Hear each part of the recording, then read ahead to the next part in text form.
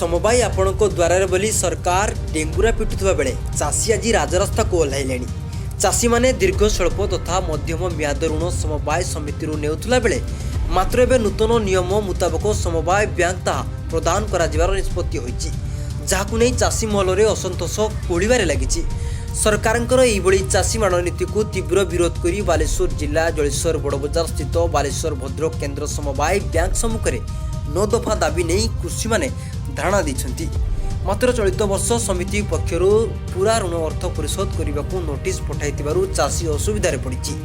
तेणु समिति पूर्व भली ऋण आदान प्रदान करने, कृषि ऋण मंजूर और ऋण प्रदान सेवा समवाय समिति कार्यालय करने, चाष कार्य चाषी क्षतिग्रस्त हेउथिबारु कृषि ऋण छाड़ करा, समस्त चाषी सरकारी मूल्य उत्पन्न धान किणवार व्यवस्था करने, चाषी को फसल दाम उत्पादन खर्च 1.5 गुणा दिया, चाषी अत्याचार अवसाद और आत्महत्या बंद करा इत्यादि दाबी नहीं यही धारणा दि जाइतिबा बेले एक लिखित दाबीपत्र बालेश्वर भद्रक समवाय बैंक मैनेजर जरिया मुख्यमंत्री उद्देश्य दिया जाइछि।